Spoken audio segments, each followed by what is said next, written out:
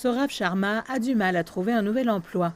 Il en a finalement trouvé un au service d'emballage d'une maison d'exportation. Il est surqualifié et il a subi une baisse de salaire de 40 %. Mais il se considère toujours chanceux. Il a perdu son emploi de vendeur lorsque la deuxième vague de pandémie de COVID-19 a englouti l'Inde et qu'une série de nouveaux confinements ont été annoncés. Pour les gens qui sont dans la vente et qui ont un travail sur le terrain, le moment n'est pas bon. On ne sait pas quand les commerces rouvriront, mais il est certain que lorsqu'ils le feront, j'essaierai de reprendre un travail avec mes qualifications. Pour l'instant, la situation financière à la maison m'oblige à faire tout ce qu'il faut et une fois que les choses s'amélioreront, j'aimerais reprendre un travail dans la vente.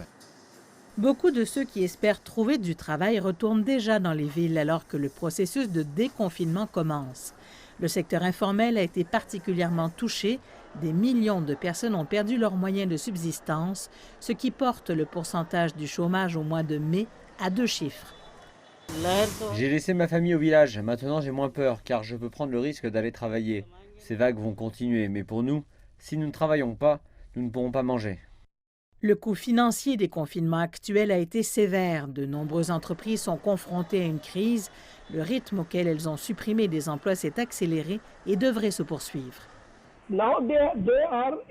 Ils se trouvent dans une situation où ils doivent réduire considérablement leur établissement et leurs dépenses globales. Il va certainement y avoir une réduction ou une coupure de la main-d'œuvre que nous employons et selon l'estimation que nous avons, il pourrait y avoir une réduction de 30 à 40 %. Des experts disent que les confinements actuels ont ralenti la propagation de la maladie. Mais la clé pour pouvoir assister à une reprise économique est d'atteindre les cibles de vaccination.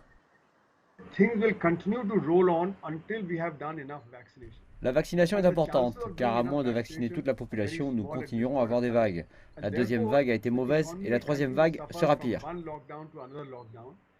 Saurav fait partie des 230 millions d'Indiens qui ont été replongés dans la pauvreté au cours de l'année écoulée, soit depuis le début de la pandémie. Sa famille et bien d'autres devront lutter pour avoir 2 repas par jour jusqu'à la fin de la pandémie.